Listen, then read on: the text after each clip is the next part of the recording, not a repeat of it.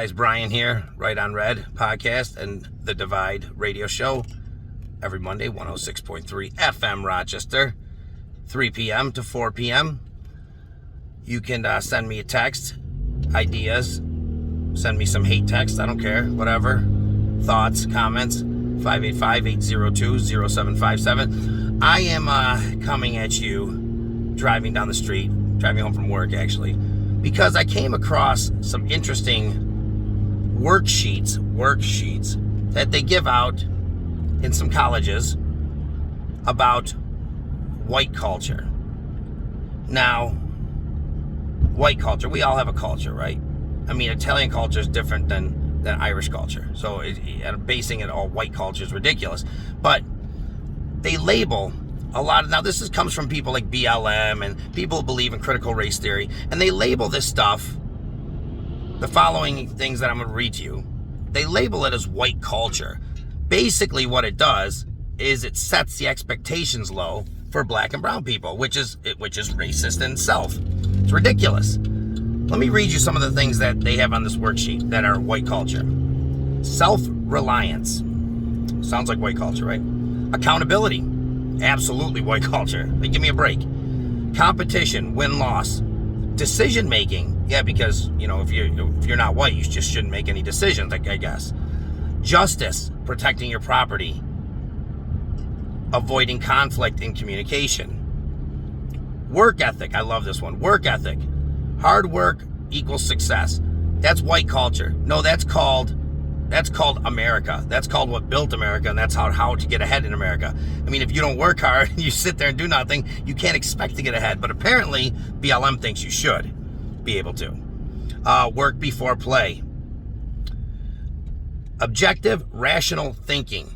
Yes, because black and brown people are just completely irrational, and is that what they're trying to say here? I mean, this sounds to me like they're just completely demonizing the minorities, saying that they shouldn't be doing these types of things, that only white people can do this, and white people expect this from other people, but they shouldn't have to do it. Like, give me a break.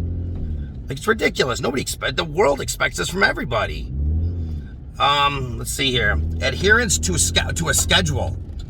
So apparently, being on time to places is white culture. That's it. Apparently you should be able to show up whenever the fuck you want. Planning for the future.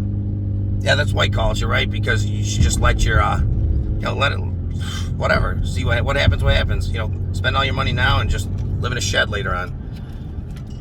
This is my favorite, though. This is by far my favorite. Family structure.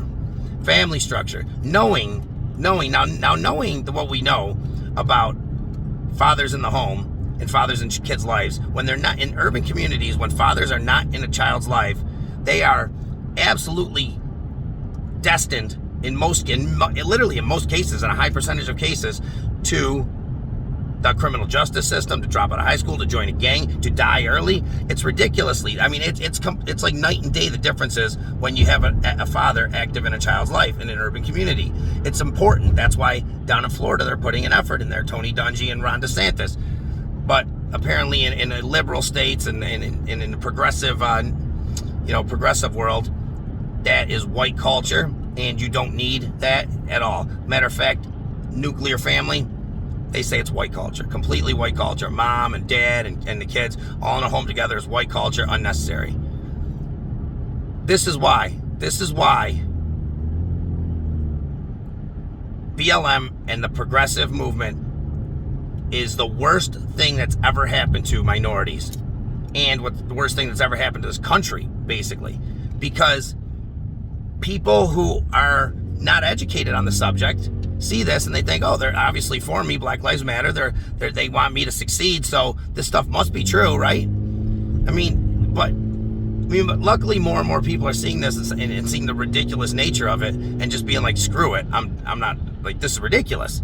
And seeing what a fraud BLM is, how they've taken in millions upon millions of dollars and billions of dollars and spent it on the upper echelon, the elites in the organization, not giving it to any local chapters, and shit on the black communities. So ultimately, I hope more and more people see this as what it is, garbage, because what it's done is it's caused the city of Rochester to hit its record murders of 81 last year. And we're on pace to beat that this year.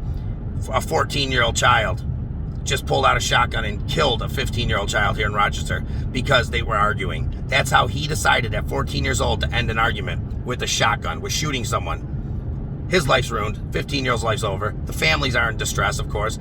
I mean, my guess is, honestly, and I'm not saying this to be anything but, statistically, correct, is he probably doesn't have a father in the home or in his life. Because, if the parents were actively teaching this child right and wrong, there's no way he would pull out a shotgun and shoot another kid his age. It just wouldn't happen. It can't happen. I mean, I would have been more worried at that age what my parents would have done to me than what the judicial system would have done to me. So anyways, I just wanted to do a quick little episode here because I saw this and I had to get it out because it was just brewing in my mind and in my stomach. I couldn't believe it reading this thing. I'm like, so basically they're telling black people and brown people, listen, this is white culture, don't do any of this, and just rely on the government. Just rely on the government. You don't have to be on time to stuff. You don't have to work hard. You don't have to do anything. That's all white culture. Living white culture. Give me a break. I mean, it's just ridiculous. Whatever. Thanks for tuning in.